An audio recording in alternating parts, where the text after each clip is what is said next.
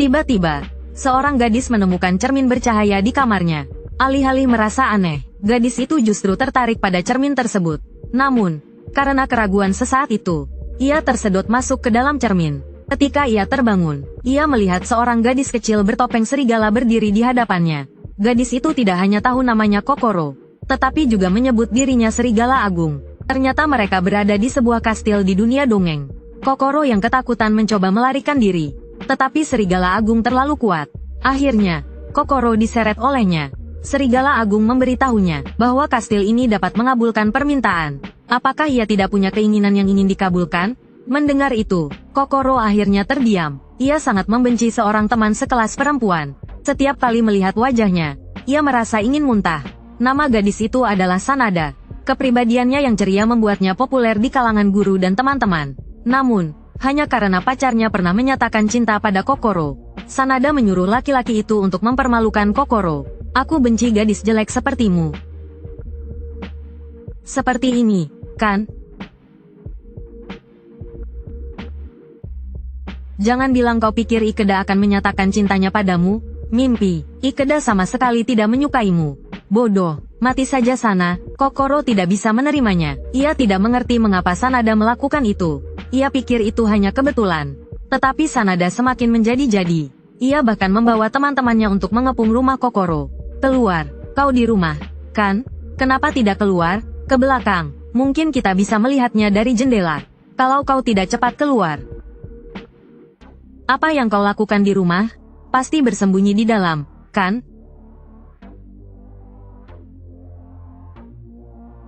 Jangan pura-pura bisu, cepat keluar. Tidak bisa dibuka, dia pasti ada di dalam rumah. Cepat keluar, sungguh licik. Cepat keluar, keluar. Dasar pengecut, kenapa tidak keluar? Mama, dasar pengecut, terlalu keterlaluan. Sanada, jangan menangis. Dia pasti telah menggoda pacar orang lain. Kalau tidak dihukum, dia pasti akan mengulanginya. Tak bisa dimaafkan. Cepat keluar, cepat buka pintunya. Kenapa tidak keluar? Sungguh keterlaluan. Tapi yang paling membuat Xiao Xin sedih bukanlah perbuatan Sanada, melainkan sahabatnya, Xiao Meng, yang ternyata ikut bergabung dengan mereka. Sejak saat itu, Xiao Xin tidak pernah pergi ke sekolah lagi. Akhirnya, ibunya membawanya ke sekolah bebas. Tempat ini seperti tempat perlindungan bagi siswa. Xiao Xin sangat terkesan dengan guru Kitajima di sana. Namun, ketika waktunya tiba untuk pergi ke sekolah, Kokoro tetap memilih untuk menghindar. Setiap hari dia mengurung diri di kamar yang gelap. Kembali ke masa sekarang, saat gerbang kastil terbuka, Kokoro terkejut menemukan ada 6 orang lainnya di sana. Mereka semua tampak seumuran. Ketika ketujuh orang itu berkumpul, Serigala menjelaskan aturan permainan. Di dalam kastil terdapat ruang pengabul permintaan. Orang yang menemukan kuncinya dapat mengabulkan permintaan apapun. Namun, hanya 1 dari 7 orang yang bisa masuk. Batas waktunya adalah sampai tanggal 30 Maret tahun depan. Jika kunci ditemukan dan permintaan dikabulkan sebelum waktunya, kastil akan ditutup lebih awal. Meskipun mereka dapat pergi dan kembali sesuka hati, kastil hanya dapat diakses dari pukul 9 pagi hingga 5 sore waktu Jepang. Mereka harus kembali ke rumah melalui cermin di kastil sebelum pukul 5. Siapapun yang tidak kembali akan dimakan serigala, dan yang lainnya juga akan dimakan karena tanggung jawab bersama. Selanjutnya, serigala membawa mereka bertuju ke ruang tamu. Karena waktu yang tersisa hari itu sedikit, dia meminta mereka untuk memperkenalkan diri. Setelah mengatakan itu, dia menghilang dari hadapan mereka. Gadis tertinggi bernama Aki, gadis berkacamata bernama Fuka, anak laki-laki berkaus bernama Rion, pemuda berjaket ungu bernama Eon, pria berkacamata bernama Masamune, anak laki-laki gemuk yang pemalu bernama Kino. Ternyata mereka semua adalah siswa SMP. Saat mereka berbicara, terdengar lolongan serigala dari dalam kastil. Serigala muncul saat itu juga. Dia memberitahu mereka bahwa itu adalah sinyal pulang pukul 16.45. Cermin di aula yang bertuliskan nama mereka adalah portal mereka untuk kembali ke dunia nyata. Kembali ke kamarnya, Kokoro merasa tidak percaya, tapi dia mengetuk cermin dan tidak menemukan sesuatu yang istimewa. Waktu berlalu dengan cepat hingga bulan Juni. Kokoro masih mengurung diri di kamarnya setiap hari. Selama waktu ini, dia tidak pernah kembali ke kastil melalui cermin. Namun, ketika dia melihat Mo mengirimkan surat untuknya di lantai bawah, ingatan buruk kembali muncul di benaknya. Kokoro sangat membenci Sanada. Dia berharap wanita itu segera menghilang. Dengan dendam yang membara, Kokoro kembali ke kastil melalui cermin. Tapi ketika melihat semua orang mengobrol di ruang tamu, Kokoro menarik kepalanya kembali. Dia belum siap secara mental. Jadi, dia pergi diam-diam sendirian. Dia segera menemukan kamar dengan namanya tertulis di koridor lantai 2. Ternyata itu adalah kamar tidur yang disediakan serigala untuk mereka. Dan kamar-kamar itu dirancang sesuai dengan selera masing-masing. Dan kamar itu dibuat berdasarkan selera masing-masing. Namun, saat dia hendak kembali, dia dengan canggung ditemukan oleh yang lain. Namun, yang mengejutkan Kokoro, mereka semua sangat ramah. Sejak saat itu, mereka cepat akrab, dan para gadis memiliki markas rahasia mereka sendiri. Ternyata, hari kedua Xiao Jing di sini, dia sudah bertualang kemana-mana bersama Feng Ge. Dan mereka bahkan memanjat sampai ke puncak menara. Mereka menemukan bahwa kastil itu dikelilingi oleh laut, tidak terhubung dengan daratan manapun. Meskipun mereka sempat mencari kunci pemenuh harapan, mereka sama sekali tidak tahu harus mulai dari mana. Jadi, Xiao Xin menghabiskan waktu setiap harinya di kastil.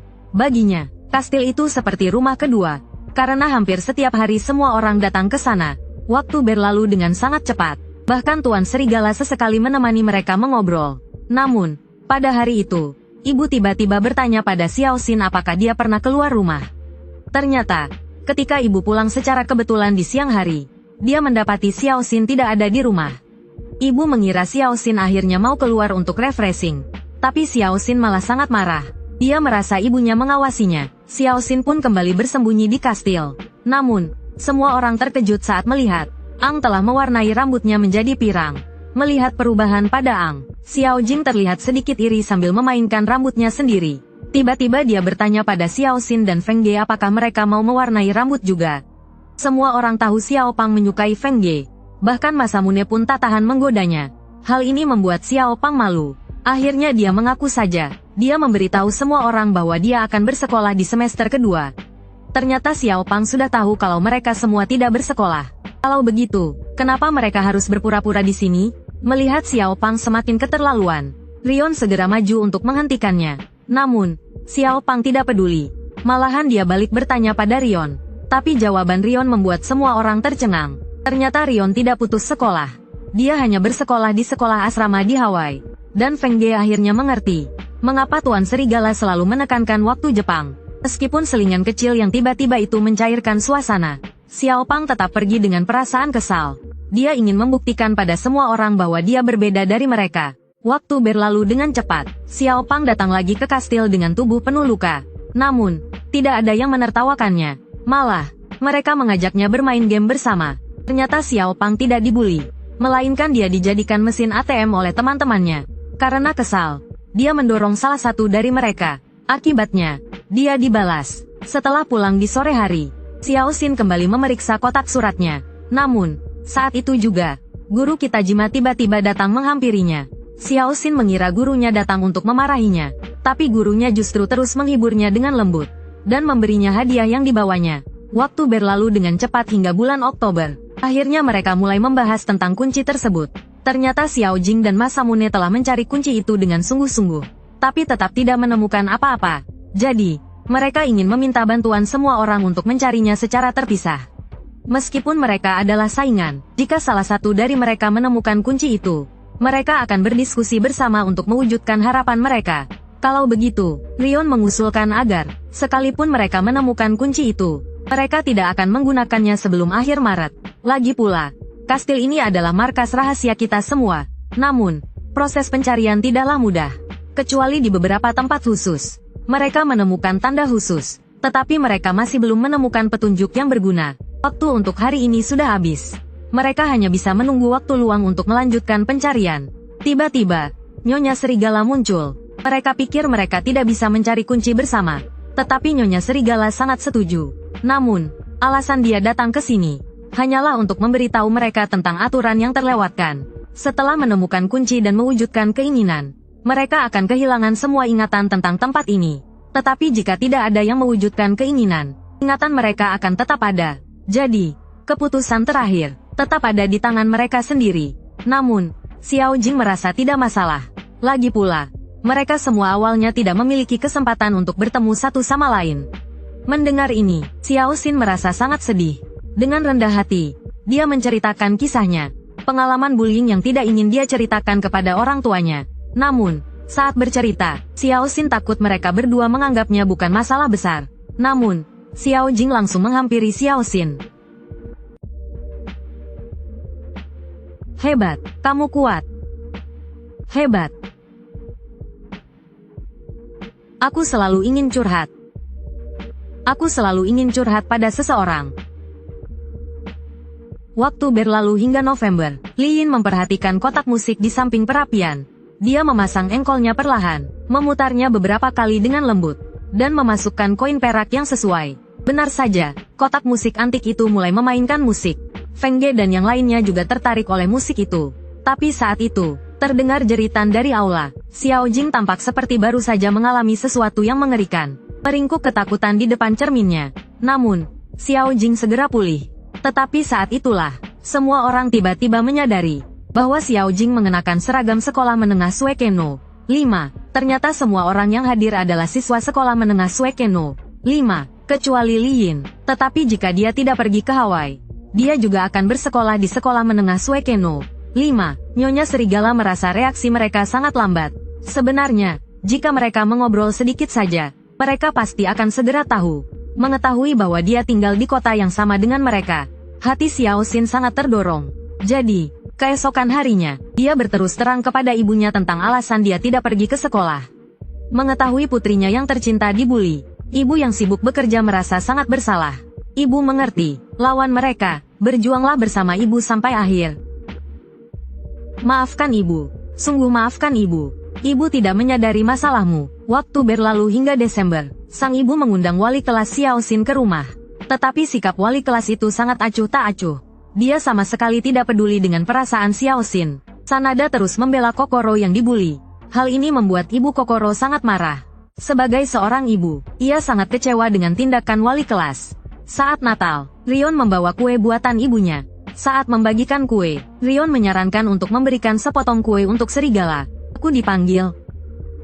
Muncul lagi, kue buatan ibuku. Serigala hari ini versi Natalia. Benar juga, lucu sekali. Serigala berterima kasih, dan mengatakan akan membawanya pulang untuk dimakan.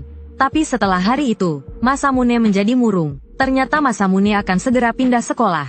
Dia ingin bertemu semua orang di sekolah. Pada hari pertama semester ketiga, dia juga bercerita tentang guru wanita di sekolah bebas. Anehnya, Kokoro, Masamune, dan Popo, ketiganya pernah dibantu oleh guru itu. Waktu berlalu hingga Januari, Kokoro akhirnya memutuskan untuk pergi ke sekolah. Sekolah yang sudah lama ia tinggalkan terasa sangat sepi. Namun, saat dia hendak mengganti sepatu, dia bertemu dengan mantan sahabatnya, Momo. Tatapan Momo menghindar. Dia langsung menuju ke loker sepatu, tanpa menghiraukan Kokoro. Tapi setelah Momo pergi, Kokoro menemukan sebuah surat di lokernya. Dan surat itu ditandatangani oleh Sanada. Membaca isi surat itu, Kokoro semakin marah. Tangannya gemetar. Dia tidak mengerti mengapa ada orang seperti itu. Kokoro tidak tahan dengan sindiran dalam surat itu. Dengan langkah gontai, ia menuju ruang kesehatan, tempat mereka janjian bertemu. Kumohon, setidaknya ada seseorang di sana.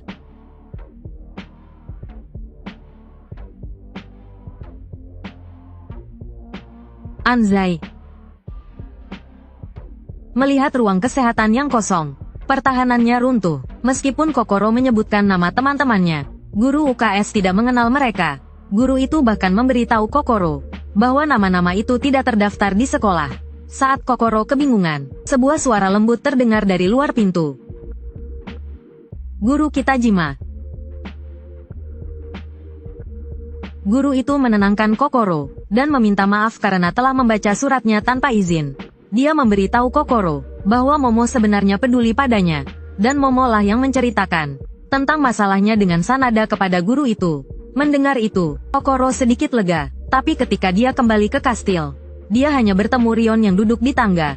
Yang lain sepertinya tidak datang. Saat berbicara, Kokoro baru tahu bahwa kakak perempuan Rion telah meninggal dunia, dan keinginannya adalah agar kakaknya pulang. Keesokan harinya, Kokoro kembali ke kastil. Dia menyadari semua orang sama sepertinya. Mereka tidak bertemu di tempat yang dijanjikan. Dan Masamune, yang mengundang mereka, juga tidak kembali ke kastil. Waktu berlalu hingga Februari, saat semua orang berpikir mereka tidak akan pernah melihat Masamune lagi. Dia tiba-tiba muncul dengan sebuah pertanyaan. Masamune percaya mereka hidup di dunia paralel. 7 orang berada di 7 ruang waktu yang berbeda. Seperti permainan yang pernah dia mainkan. Mungkin setelah menemukan kuncinya, 6 orang dari dunia lain akan menghilang. Namun, serigala menyangkal kesimpulannya. Dan dengan terus terang memberitahu mereka. Bahkan di dunia nyata, ke-7 orang itu bisa bertemu. Dan ketika berbicara tentang kunci, semua orang teringat tanda di dalam kamar. Meskipun jumlahnya sedikit, ada 6 tanda di dalam kastil. Rion berpikir mungkin ada lagi di tempat lain. Namun, serigala menolak untuk memberitahu. Dia memberitahu mereka, mencari atau tidak mencari kunci adalah hak mereka. Setelah pulang, periksa kembali kotak surat dengan hati-hati. Dan mereka menemukan surat dari Komomo. Kokoro yang penasaran segera membuka amplopnya. Meskipun hanya ada 3 kata maafkan aku.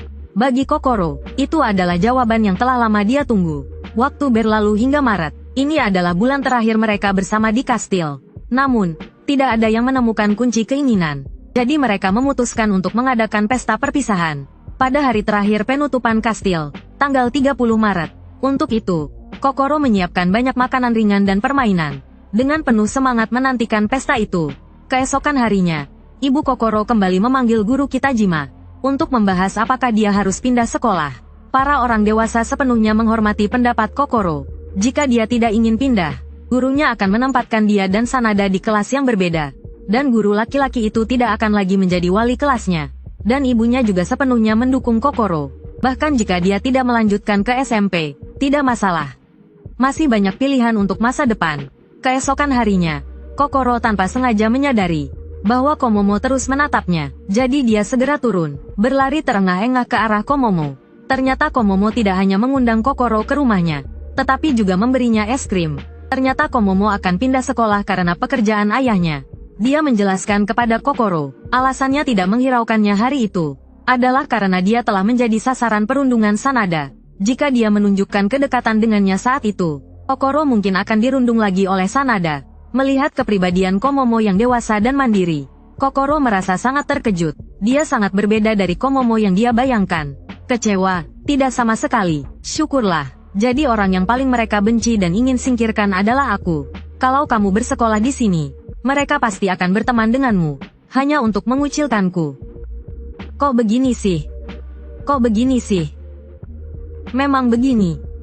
Apa kau pikir ini bodoh? Ini kan cuma sekolah. Masalah kecil. Sekolah.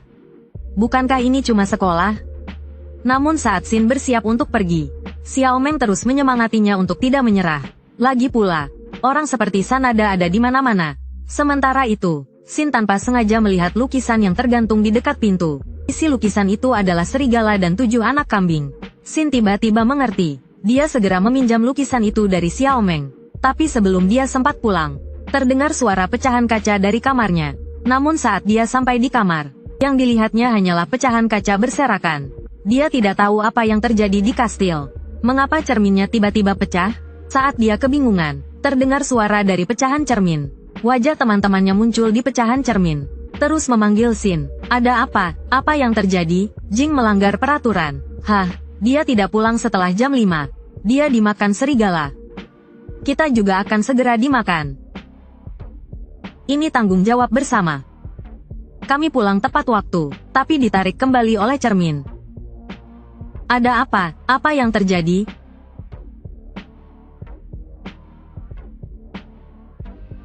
Halo, Shin. Tolong, temukan kunci permohonan untuk menyelamatkan Jing. Lin, kurasa lukisan ini mengisyaratkan lokasi kuncinya.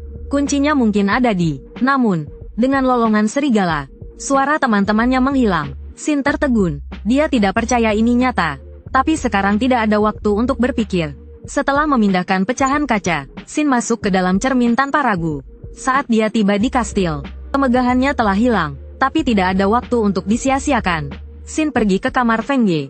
Di bawah mejanya, dia melihat tanda X. Di lukisan tadi, anak kambing pertama bersembunyi di bawah meja. Saat Shin menyentuh tanda itu, Feng Ye tiba-tiba muncul di benaknya.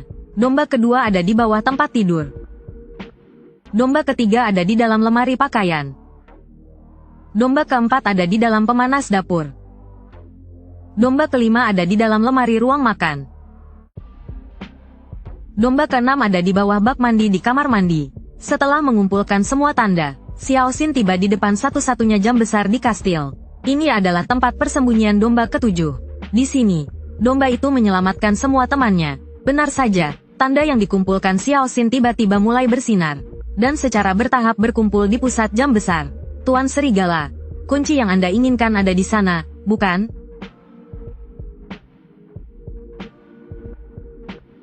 Melihat pemandangan yang muncul di depannya, Xiao Xin tidak ragu lagi. Dia dengan penuh tekad melangkah ke tangga bercahaya itu.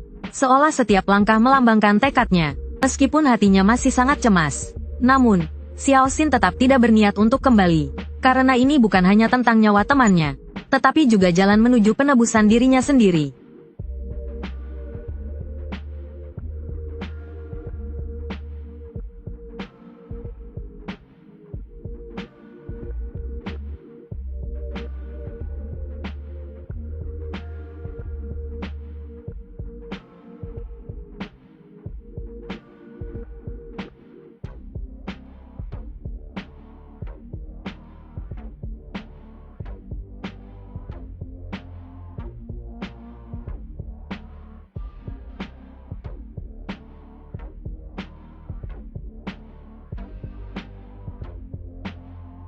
Setelah memasuki lonceng besar, kunci Sui Yuan akhirnya muncul di hadapannya.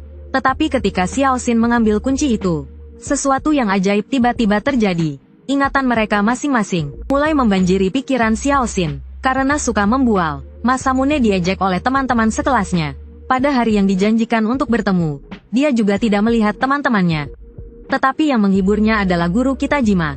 Xiao Pang yang tidak bertemu dengan teman-temannya, juga bertemu dengan guru Kitajima. Untuk memenuhi janjinya, Ang khusus menata rambutnya. Tetapi setelah tiba di sekolah, karena minder dia memakai topi, dan Feng Ge hanya karena dipuji oleh guru sebagai orang berbakat, akhirnya menghabiskan masa kecilnya bersama piano di bawah pengawasan ibunya. Di bawah latihan yang keras ini, ingatan Feng Ge hanya berisi piano. Dia bahkan dianggap aneh oleh teman-teman perempuannya. Tetapi betapapun kerasnya dia berusaha, kesuksesan selalu luput darinya. Hingga suatu hari, Feng Ge pergi menemui guru Kitajima. Hatinya baru sedikit terhibur, dan Lin paling menyayangi kakaknya. Tetapi suatu hari kakaknya berkata kepadanya, "Jika aku tidak ada lagi, mintalah kepada Tuhan untuk mengabulkan satu permintaanmu." Lin yang polos tidak peduli, dan hanya mengatakan ingin bersekolah bersama kakaknya. Meskipun kakaknya adalah siswa SMA Suekeno 5, seragam sekolah yang tergantung di dinding tidak pernah dipakainya. Dan Lin berpikir kakaknya tidak mungkin menghilang. Tetapi kakaknya benar-benar menghilang suatu hari. Ingatan terakhir berasal dari Xiao Jing yang tertua. Xiao Jing sangat menyayangi neneknya. Dia sengaja membawa pacarnya pulang untuk bertemu neneknya. Namun, neneknya tiba-tiba meninggal. Xiao Jing kehilangan satu-satunya kerabat yang bisa diandalkannya. Ayah tirinya juga terus memperhatikannya. Benar saja, begitu Xiao Jing kembali ke kamar untuk berganti pakaian, ayah tirinya tiba-tiba masuk. Xiao Jing berniat untuk pergi berpura-pura tidak terjadi apa-apa. Tetapi bajingan berkedok manusia ini berusaha melecehkan Xiao Jing saat tidak ada orang di sana. Ibumu belum akan kembali secepat itu. Adun, tolong aku. Adun. Xiao Jing melarikan diri, tersandung-sandung ke ruang tamu. Tetapi saat dia hendak meminta bantuan, ayah tirinya muncul lagi. Dan dalam keputusasaannya, Xiao Jing melihat cermin tangan ibunya tiba-tiba bersinar. Tanpa ragu, dia memasukkan tangannya ke dalam cermin.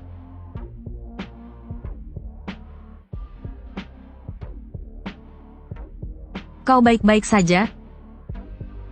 Serigala dewa yang memasukkan cermin ibuku. Aku melihatmu dalam bahaya.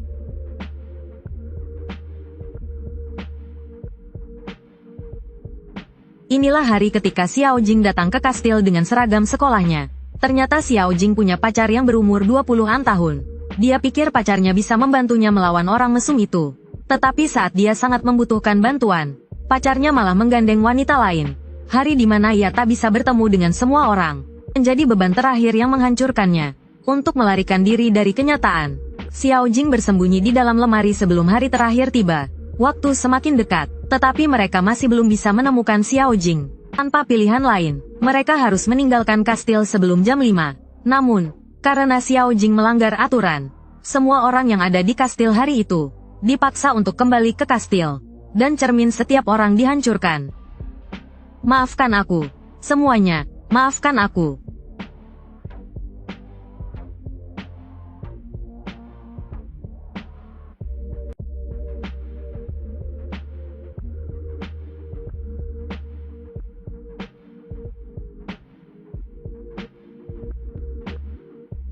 Xin, kumohon, temukan kunci permohonan dan selamatkan Jing. Kuncinya mungkin ada di... Setelah melihat ingatan semua orang, serigala akhirnya muncul di hadapan Xin. Ternyata, tanda itu adalah nisan semua orang. Itulah sebabnya ia bisa melihat pecahan ingatan mereka. Serigala memberitahu Xin bahwa bagaimana ia menggunakan kunci itu adalah kebebasannya. Xiao Jing sekarang terkurung di ruang permohonan. Setelah mengatakan itu, serigala menghilang dari hadapan Xin. Tiba-tiba, sebuah pintu muncul. Pada saat itu, Xin membulatkan tekadnya. Ia menggunakan kunci untuk membuka pintu yang dapat mengabulkan permohonan. Ruangan itu dipenuhi dengan cermin yang tak terhitung jumlahnya. Tolong selamatkan Xiao Jing. Anggap saja pelanggaran aturannya tidak pernah terjadi.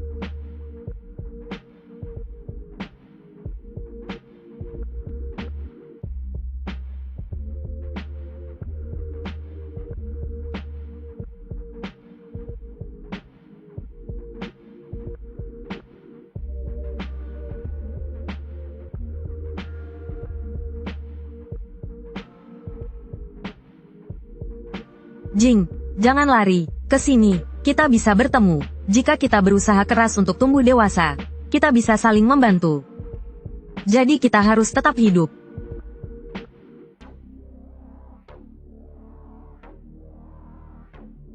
Aku berada di masa depan. Di masa depan di mana kau hidup dan tumbuh dewasa. Waktu kita berbeda. Kita adalah siswa SMP Suekeno. 5 dari era yang berbeda.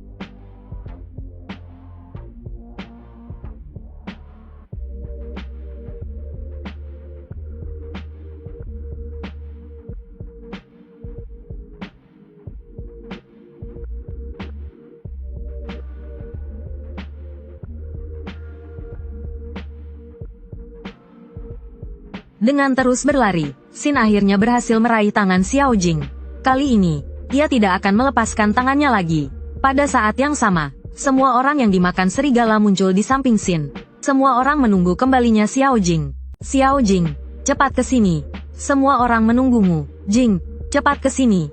Tidak apa-apa, semuanya.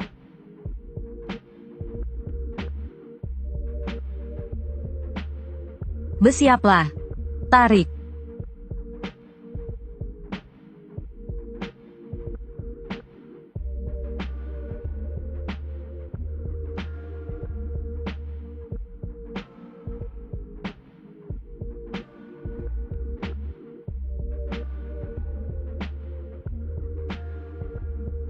Berkat usaha semua orang, Xiao Jing akhirnya berhasil diselamatkan. Semua orang yang dimakan serigala juga selamat. Bahkan serigala pun merasa lega, karena mereka telah melepaskan keuntungan pribadi, dan membuat pilihan terbaik. Setelah itu, mereka menyusun lini masa masing-masing, dan menemukan bahwa waktu setiap orang berbeda 7 tahun. Kecuali Xiao Jing dan Xin yang berbeda 14 tahun. Tahun yang terlewat adalah tahun 1999, dan hanya Xin dan Li Yin yang berada di tahun yang sama. Li Yin tidak terkejut, jika ia tidak pergi ke Hawaii, ia juga akan bersekolah di sana. Jadi ini pasti agar ia bisa bertemu dengan Xin. Begitu ia selesai berbicara, mereka berdua secara bersamaan menatap serigala. Karena kastil akan ditutup hari ini, serigala mengingatkan mereka untuk membereskan barang-barang mereka. Namun, setelah semua orang pergi, Rion tiba-tiba memanggil serigala kakak. Ternyata, sejak hari pertama, ia menyadari bahwa hari penutupan kastil adalah hari peringatan kematian kakaknya, dan bentuk kastil itu sama dengan rumah boneka di kamar rumah sakit. Tahun 1999 yang kosong adalah milik kakaknya. Rion percaya kakaknya datang ke sini dari kamar rumah sakit. Mungkin sampai saat ini, ia masih bersama dirinya yang berusia 6 tahun di kamar rumah sakit. Dan tahun terakhir kakaknya di rumah sakit, dihabiskan bersama semua orang di kastil. Dan alasan mengapa ia terlihat seperti anak kecil adalah karena kakaknya saat sehat, berusia sekitar 6 atau 7 tahun. Meskipun penjelasan Rion masuk akal, serigala tetap tidak menoleh. Dan sebelum pergi, semua orang menulis nama mereka di kastil. Eon berjanji pada Masamune bahwa ia akan mengembangkan game. Ia ingin membuat Masamune bangga di tahun 2013 dan berkata, "Game ini dibuat oleh temanku." Dan Kokoro memberitahu Kotomi bahwa ia akan menunggunya 14 tahun lagi di masa depan. Kotomi sedikit terharu. Ia menggenggam tangan Kokoro, dan tanpa ragu menyetujui janji itu. Kemudian, mereka berdiri di depan cermin masing-masing, mengenang semua yang terjadi selama setahun. Dengan berat hati, mereka saling mengucapkan selamat tinggal, berharap untuk bertemu lagi suatu hari nanti. Melihat semua orang pergi satu persatu, Rion tinggal sendirian. Ia berjanji pada kakaknya, bahwa ia pasti akan menjadi orang dewasa yang baik. Terakhir, bolehkah aku meminta sesuatu? Aku ingin mengingat semua orang, mengingat serigala. Tidak bolehkah? Aku akan mempertimbangkannya.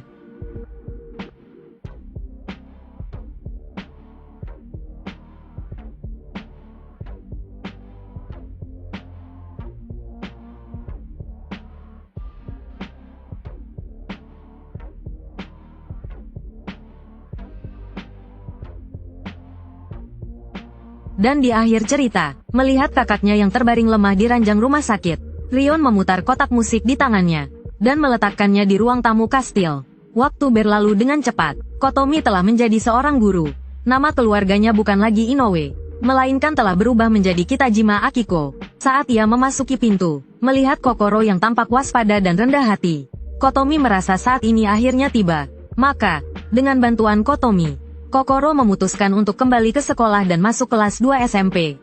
Tapi saat ini, sekelilingnya penuh dengan sinar matahari, tidak lagi suram. Dengan perasaan cemas dan gelisah, Kokoro mengikuti arus orang menuju sekolah. Meskipun ia tidak tahu apakah pilihan ini benar atau salah, ada seorang anak laki-laki yang selalu menunggunya di jalan menuju sekolah. Selamat pagi. Kita sekelas. Namaku Mizumori. Mizumori Rion. Ayo pergi.